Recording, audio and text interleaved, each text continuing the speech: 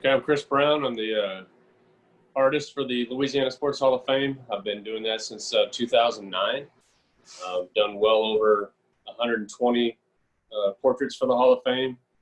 Some of those inductees included Kevin Mawai, Shaquille O'Neal, Peyton Manning, Archie Manning, pretty much anybody you see behind me here. Also have a website. It's chrisbrownsportsart.net, where I basically just kind of feature everything. I've got tabs for the Hall of Fame portraits, my original work, just kind of what I'm up to and those kind of things. A good place to follow me on there. And then I'm also on Twitter, Instagram, and Facebook. Pretty much Chris Brown Sports Art across the board. Well, since this is our third installment of this should be easy, right? Should be. Depends on you. It depends on the questions. Well, the questions I have today, just checking in and seeing how we're doing, but also the idea of, if you tell people where you're located and what the environment is right there right now, and how you're able to keep producing when the world is up in the air right now. Well, it's kind of two sides to it, because I'm in Fort Worth, Texas, which is, if you know by the news, Texas is one of the worst places to be right now when it comes to COVID. Where I teach and I work is kind of a bad area as far as COVID goes. So when I go into town, I'm actually very careful. Wear my mask when I go into crowds and public places. When I'm home, because I live 30 minutes outside of town. So when I'm home, I'm kind of just back in my element, where I don't, obviously I don't have to worry too much about COVID on my property. It's just my wife and my son and myself. Right. And, so all that kind of chaos is going on out there. But at the same time, me being an artist, my life is kind of, for a lot of years, has just kind of been isolation anyway. So, it didn't really change how I work.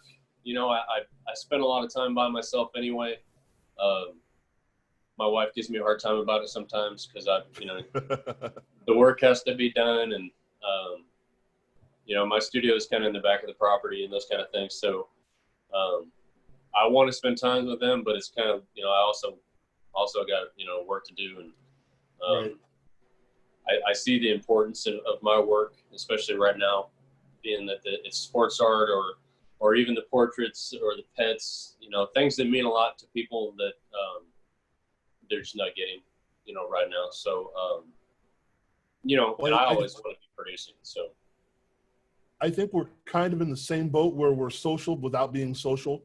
Yeah. I'm probably in this chair in front of this screen, in front of that microphone, most of the day, or doing something like that. So even though we're not able to associate with the rest of the world, we still are, so that's good and bad. Like you said, it would be nice to go outside and interact with people sometimes, but most of the day I'm spent here. So I understand exactly what you're talking about. So when we get to where you're going, as far as the choices, you mentioned off air that doing the things for the Louisiana Sports Hall of Fame, unfortunately, that induction ceremony isn't going to happen this year. Well, it's not right now. It's not going to happen this summer. We're going to try to get it in the middle of December. So that's the goal. And a big portion of, well, put it this way, it's a very expensive ceremony to put on, right? And so a lot of that, not only fundraising throughout the year, but also ticket sales into that ceremony. There's about 1,000 people that place holds, and it sells out. So obviously that's a chunk, so they're going to want people there. That's going to be important. It's not the most important thing, obviously, but getting the people inducted. But it'd be a shame to have somebody inducted and not be able to bring everybody that was important to them, because it's partly for them as well. It's a big celebration. And if you pour yourself into your kid, for example, and which everybody does, right? If your kid happens to have a great career and goes on and to be a Hall of Famer, they're going to want you there, because a big part of that Sure. is thanking the Right. people that helped them get to that point. So I think it's more important for them to obviously be inducted, but what's an induction unless you have the people there to thank? So, if they have to push it off to the following year so people can attend, that may be it. But I'm not in on those conversations. My job is to obviously produce the best artwork possible for each inductee, but they're pretty good about keeping me informed, but not in any way, shape, or form do I get to help make a decision on that. I'm dictating policy today, yeah. Well, but it is kind of important to understand for most people that this, as you said, what we do affects more than just ourselves. And even as an athlete or as a lawyer or a banker or whomever you are, when you're doing something that affects the community, and not to get too big a picture about this, you're doing something other than just for yourself. Like I said, even though I'm sitting right here, I still think I'm doing more that works out in the public than just in one spot. So with what you're doing, and I appreciate it, we've talked about that before, is that it brings, as you were talking about with pets and whatnot that you're working on as well, it brings a sense of satisfaction, a sense of joy, a sense of relief, a lot of things to people that in these times really is necessary. Right. Yeah, the world has changed. Nobody wanted it to, but Right. Obviously we would love to be able to have, sports at our fingertips like we're so used to. We were kind of spoiled. You think about it, we were really spoiled. Oh, yeah. We could get to sports anytime, anywhere. So you think of it, some countries obviously don't have that. We're just spoiled, so it hurts us a little more when things are taken away. Well, one of the things that I remember talking with my parents, especially my dad, my uncles and people were, did you see this guy, or did you remember that guy, or you should have seen this, or whatever. I think we've gotten out of that because we're inundated with the screen. Yeah. We're seeing yesterday's highlights. We're seeing the preview of tomorrow's game before it happens, and we're seeing the games that are going on right now.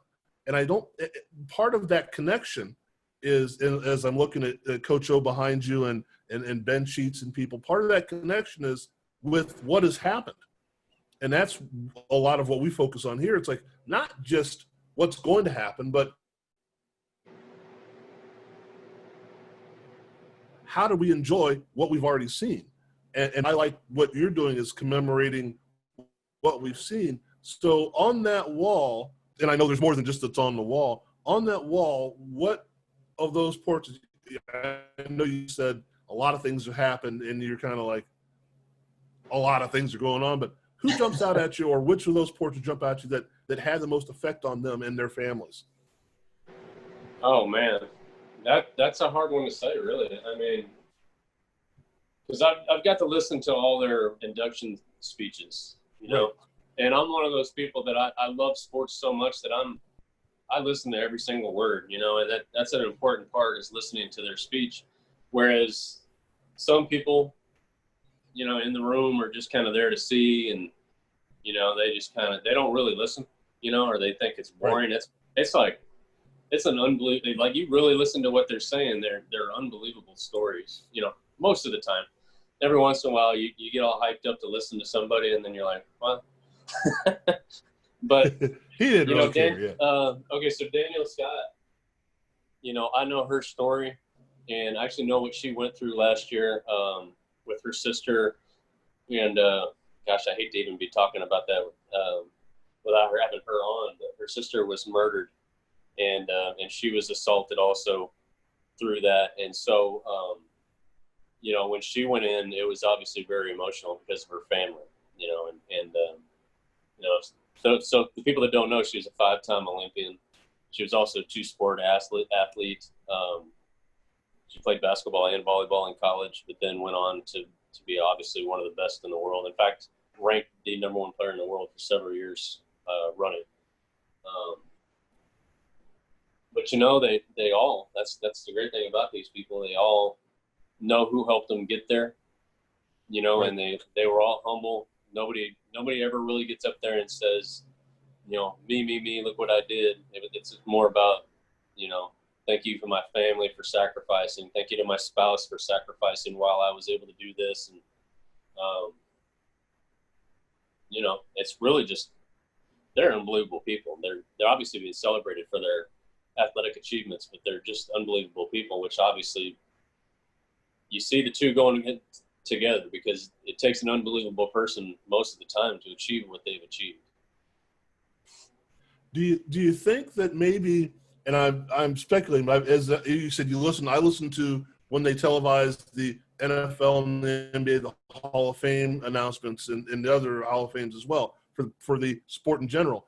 And it's like, okay, I have to thank my agent, and I have to thank my trainer, and I have to thank these people that came along after I was already there, But do you think that for the State Hall of Fame, do you think that's more of I have to thank, the guy that cut the grass and that, let me into the gym when he wasn't supposed to, and, and the person that sponsored my little league team and those kind of things? Does it seem more heartfelt or more rooted into who they are, as opposed to now we're looking big picture? I think because it's a lot of times, it's a mixture, because you just have to have Louisiana ties at some point through your career. So some maybe not even are from Louisiana. They just played for the Saints for, a long time or something. Or they came to LSU or one of the other colleges, Northwestern State or McNeese or any of those, and had a good career there. But a lot of them, a majority of them, grew up in Louisiana or were born in Louisiana. And so because they go back so far, I think it makes them think further in the past. And so it's really awesome to see, because they'll introduce you to, this is my high school coach. This is my best friend or my teammate from when I was in high school. And so, or even further back sometimes. I mean, sometimes that life-changing person comes across in junior high or elementary school. You don't know. Everybody has that T in the road. I'm going to either go this way and make these bad choices, or I'm going to go this way and make something of myself. And usually it's somebody standing there right at that point, that leads you in the right direction, and then sometimes people don't have that person, and they take that left into the bad. Right. But, those people being able to go back and thank those kind of people, I think is really, really touching, and you're right. It's obviously they're agents and they help them make them a lot of money, and sometimes they become good friends and those kind of things. But you're talking about people that back when they were in high school, they had nothing financially, at stake there. It was all, I'm going to do it because I love you, or I'm going to do it because you're my best friend, or I care about you, and there's a difference there. Well, and I mean, you made me think about that T in the road, and I have some people I have to call because I mean, those are the people that, help you find your voice. Literally for me, help me find my voice. So yeah, they're the people that made you go, okay, I can do what I need to do as long as I keep in mind these lessons I'm learning here and these people that are pushing me forward. Yeah, I was the same way. I tell you what, I was right there at that junction. I was right there at that T. I got in trouble a little bit growing up, doing stupid kids things and those kind of things. And luckily for me, it was, baseball. We had a great group of guys in high school. We were able to win a Legion State championship. We didn't have high school baseball, in Nebraska at the time. So, except for like Omaha and Lincoln, which other side of the state. But, so winning that, then that kind of propelled me into getting a chance in college. And then from there, it was just super, I had some super influential coaches. The Burrows, Dave and Darren Burrows at my junior college were really, really important to me. That was a huge growing time, even though it was just 2 years. It was an unbelievable time that I just really, really changed. And then art-wise, it wasn't until later on. I was an art major in college right from the get-go, but it wasn't until later on where I met a few other people, good artist friend of mine, Fred Geinfort, and that that kind of taught me the things that I needed to know to find my own artistic voice and my own path there. And then obviously I was smart enough to tie those two passions together with sports and art. And, you know, lucky for me, it's really, really worked out so far. Well, you mentioned something that's kind of important to me. How, if you can, because I know I can't for myself, so I'm going to ask you a question I can't answer, but how do you describe or how do you categorize your artistic voice? Well, well, for me, it See, was. you said it. Now you got to come up with it. Yeah, you had to dive back deeper, didn't you? So a lot of that is finding the medium that you can really express yourself and that you think that you can excel in. Just because I'm really, really good at, say, Prismacolor pencils, you know, and that's my forte. So because I'm really, really good at that doesn't mean I'm really, really good at oil painting. Doesn't mean I could do the same thing with oil, because I can't. You know, so for me, it was finding that thing that allowed me to really, really grow. Okay. And so, and something that came out a few years ago, because I didn't want anybody to know, is that I'm extremely colorblind. So, okay. Right. And so, I hid that from everybody literally until I had already gotten through college. So I got my degree in art, my bachelor's degree in art, and I didn't tell them I was colorblind. Mainly that was because there was shame there, and there was, you know, like, oh, there's, okay. You know, you feel that it feels like people are going to look at you the wrong way. And then, so one of my college roommates is actually an eye doctor now, right? And he always knew, and we're really good friends. Well, he opens up his practice there in the same town that the Hall of Fame's in Louisiana, in Natchitoches. And so he keeps getting people coming in. You know, he's like one of the few eye doctors there in town. So I know eye doctor is probably not the right term, but yeah. So a lot of people were coming in, and then a guy there in town called me for an interview. And right in the middle of the interview, he says, "So I hear you're colorblind." And I was like, "What?" I was like, "Who told you that?" Immediately, because I knew that was something I didn't want people to know, you know. Right. And so then I started thinking. I was like, "Wait a minute, who's your eye doctor?" And he's like, Pete Wardell. And I was like, aha. And so what was happening was Pete, not in a bad way, but everybody that was colorblind would come in, he would tell them about my story, or anybody else. He literally started bragging about it, only because I was the Hall of Fame artist and I had accomplished some things, you know. And so it's kind of a big deal for a colorblind artist to be the Hall of Fame artist. An artist, yeah, right, yeah. So then I was like, well, all right, fine. And so then I didn't initially give him permission to print it. I wanted to talk to my bosses at the Hall of Fame first. And so I talked to them, and they're like, no, we actually knew about it. Same things, because of Pete. He's like, well, we want to push that. We want to make sure everybody knows about that. We think it's unbelievable. And so I was like, well, great, because I didn't expect that. I expected people to look down on it like I had my whole life, you know. Right. And so I was like, oh, okay. And so then it became something that was almost marketable.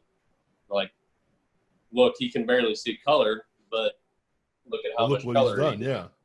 And so circling back around to when we're talking about the medium of choice, I used Prismacolors, one, because I was taught the right way to do it.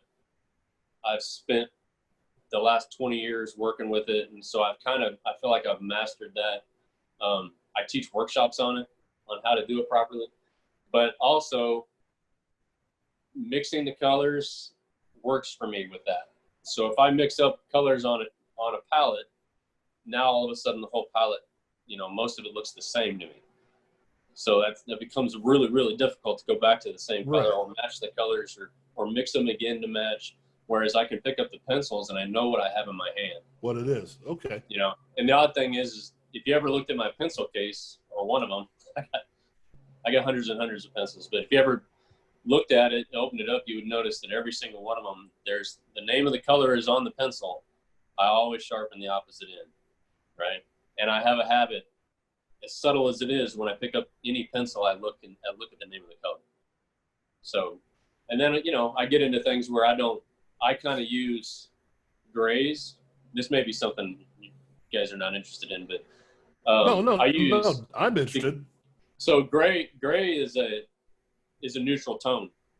So a gray can go with anything, and you can change the value of a color by adding warm or cool grays, right? And so in Prismacolor, there's a range of 10% all the way up to 90%, say cool gray. So 90% is almost black. But if it's cool gray, it's got blue tones in it. If it's a warm gray, it's got red tones in it. So like if I'm using a 90% warm gray in my skin tones, I want it to be warm looking. So I want to use the warm grays. So I use those a lot to, you know, with the colors, but to manipulate those colors to get them to where I want them to be. And then, you know, and a lot of people don't do that. A lot of people just mix the primary colors or the, you know, the tertiary colors with it and try to get it that way. Whereas I'm doing this other thing because I'll call it my crutch, because that's the way I see it. That's the easiest way for me to get to it. Talking to like Fred, who's a lifelong artist and phenomenal with color. I constantly ask him about it because I still don't know what everybody else sees. You know, even in my artwork, I know what I see. I don't know what everybody else sees. So I'm constantly trying to get feedback from him. Right. So, you know, because I don't want it to be some neon freak show, you know, in my painting. Right. So, and he actually says, no, actually it does look very realistic. And these are his words. It's realistic, but you aren't afraid to go extremely dark and extremely light with your values. So your value changes are much better than most people. And so I was like, okay, well I guess that's a good thing, but you know, that's going to be one of my regrets as I go to my deathbed, is not knowing how everybody else sees my own artwork.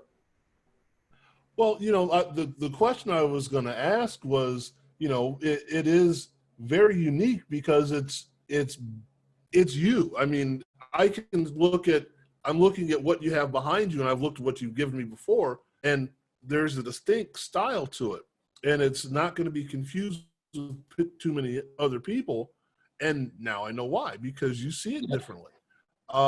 That's nobody the can see it the same way. That we all get from athletics is our own unique voice and our own unique vision of things. You know, I see things.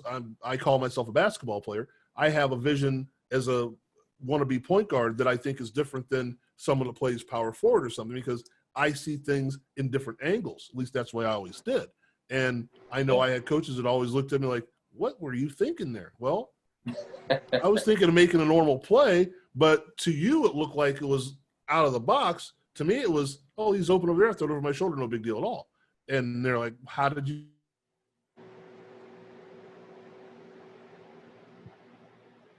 I see that. And that's the problem I've always had for me, because I don't see artistically. And this is a conversation I have with my brother, you know, for the last 40 years. He's an artist. I see a wall. He sees a mural, you know. Yeah, so now canvas. Yeah, exactly. So now I get a better idea of what you're talking about there. And so when you say this is going to be, let's say, is that the Kevin Falk one over your other shoulder there? This shoulder. Yeah. Yeah, the light's kind of hitting it wrong there. Okay. But so you've got the whole gamut there as far as, you know, the Patriot colors and all that.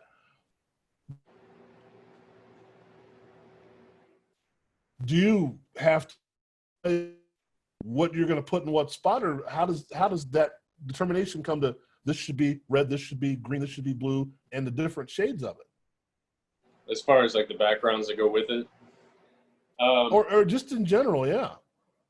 It's kind of one of those things where sometimes I'll plan it out because I like to do my mock-ups with Photoshop, you know, so I can see everything, how it's going to be arranged. And that really helps me when I send it out to a Hall of Famer, for example, or any patron. This is what kind of going to look like, at least they'll know where the figures are going to be.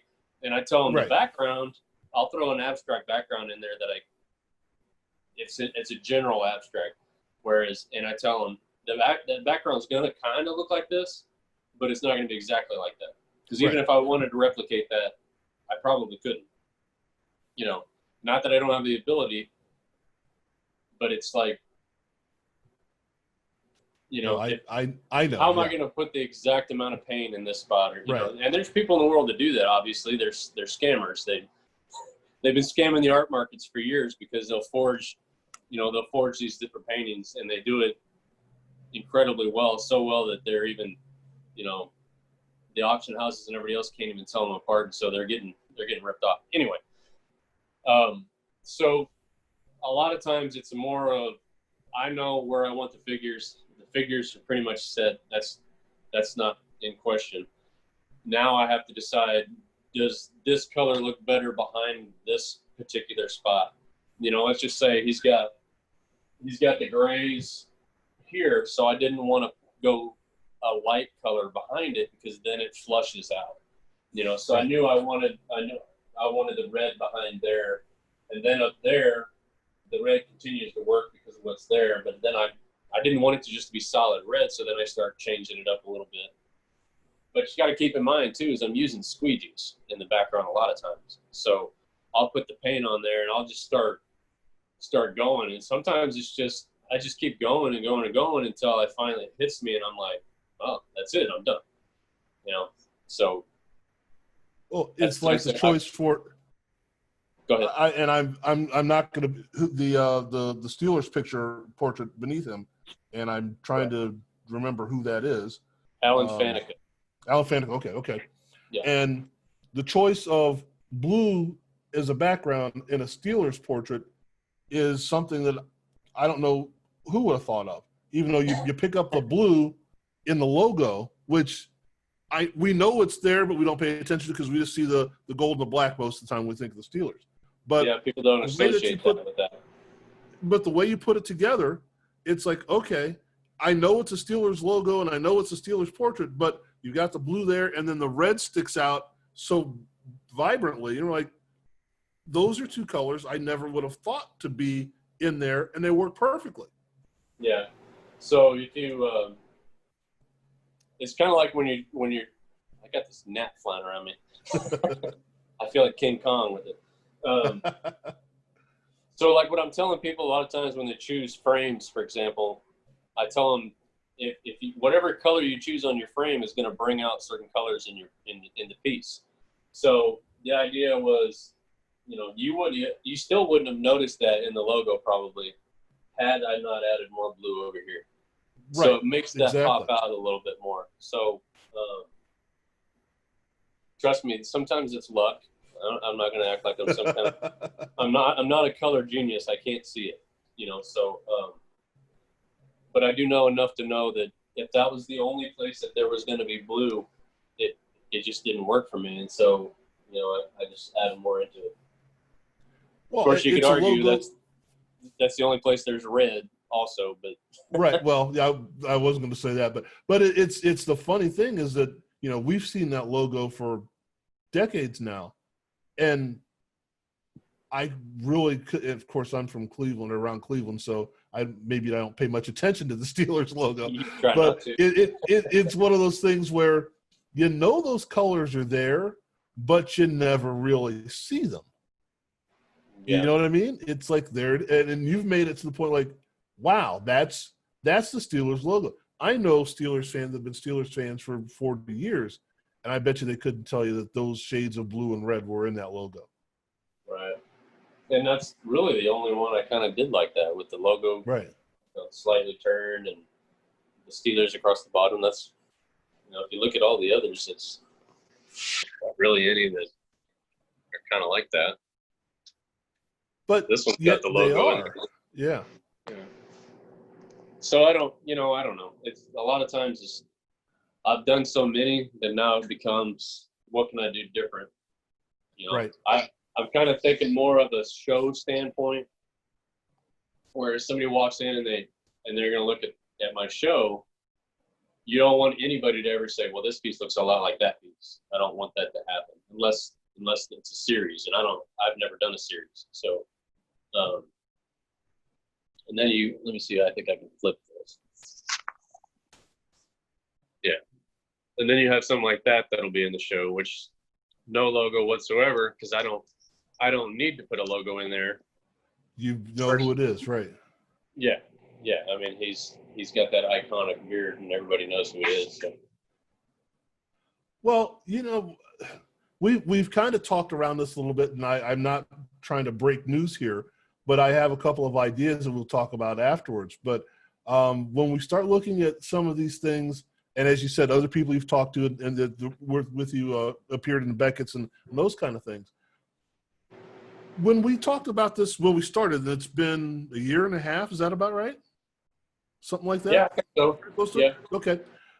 Have you seen the landscape of what you do and other people kind of expand a little bit in the last few months?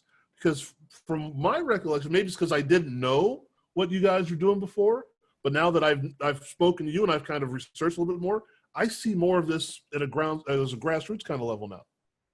Well, there's actually a pretty good community out there. On Instagram, Facebook, those kind of things, I've been able to connect with a lot of different sports artists, not just the ones who were in Beckett Magazine with me, but a lot of others too. And so we've kind of become a community. And from what I've seen, maybe I don't see everything, but from what I've seen, everybody's really, really supportive of each other. It's something, somebody will post something and we're always like, oh man, you nailed it. That's really cool. Great way to do this, great way to do that. I wouldn't have thought of that. And so you start sharing all these ideas, and then it also kind of helps you almost push yourself a little bit. You're like, oh, if I'm going to post something, I want to blow these guys away. So you always have that in mind. Like I know these guys are going to see it. So it's kind of cool. But we've been able to talk a little bit just kind of in Messenger and those kind of things, and share ideas as far as like for example, what I produce my work on, the board that I use and how I got started on that and those kind of things. So I share that with people who are interested. And sometimes they're just blown away by that because they never would have thought of it, or I'll talk to somebody else and I'll say, well, who are you using for a printer, to do your prints? Because we always have a problem with most printers want you to mass produce something, right? So if I'm gonna order 50 of Ezekiel prints, Ezekiel Elliott, then now I'm stuck trying to sell all those. Whereas it's so much nicer if I can just say, hey, so and so wants this one, order it and have them send it to that address, And so so because I talked to one of the other artists that he shared who he used, and he's like, yeah, and they're outstanding. The quality is really nice. The paper that they use is super nice and thick, and so he knows that I'm, we're looking for the same thing as far as, what we're getting from those people, and saying we have the same, we want the same results in our artwork as far as what people see, but we hardly any of us use the same process. It's kind of interesting, really. We could all do the same exact pose for the same athlete, and you're going to get a different look on every single one of them. In different ways, yeah. Yeah, it's really cool. Is it kind of like, okay, I went to art school and I learned these things in college, whatever, and now that's a base? Or not. Or I should have learned these, or not, yeah. Well, that's where I was journalism. I didn't learn anything that I'm doing now in college. I'll put it that way. Okay. So for me in college, I'm not going to disagree with that at all. All right.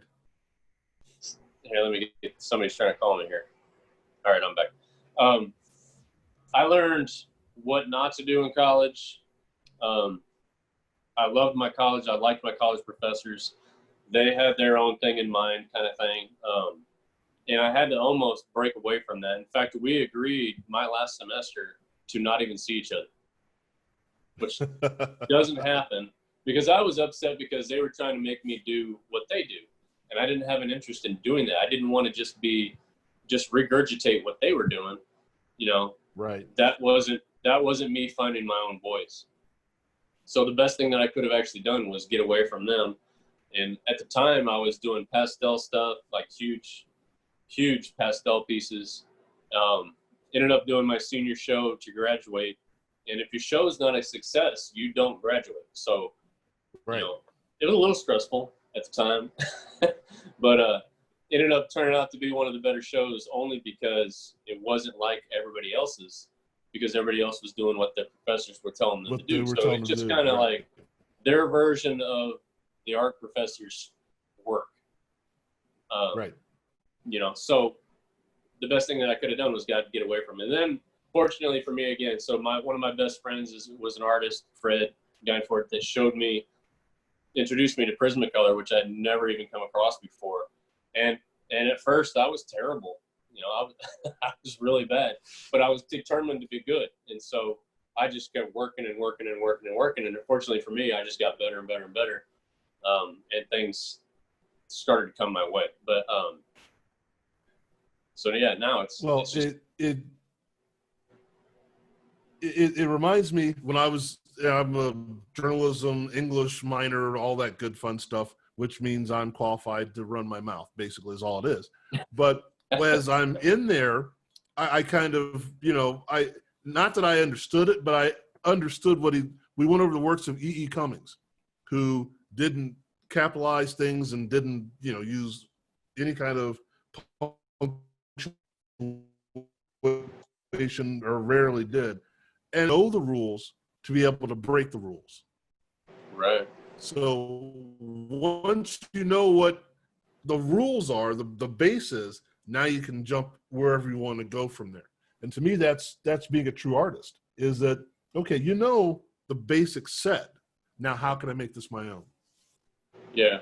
And then when I'm teaching, I constantly keep that in my head as far as what I went through with my students, because I mean, yeah, you still have the assignment, but the assignment is more like, this is the goal, this is what we're after, but you know, or this is what you have to do that, but completely, you know, if you want to change things, if you want to go different direction, if you're seeing it a different way, that's okay. You know, go for it. It doesn't bother me if you feel like, I'll have somebody come up, we're doing something in pencil, and they're like, can I use, you know, acrylic on this? I'm like, sure, why not? You know, like, oh, well, I thought it was a pencil drawing. I'm like, not anymore for you. So right, it's okay. You saw it a different way, right? Yeah, it's okay to break away. Who am I to say no? You shouldn't express yourself that way. That'd be a horrible. Okay, so at this point during this season, and we don't have any sports to actually watch. I know we talked about this last time. What is left in your mind would be the thing that you'd say, even without a commission, what's something I want to do now or in the future? What is the one thing that's in my head that this is something I want to do? Well, I constantly keep a file of source photos on my computer.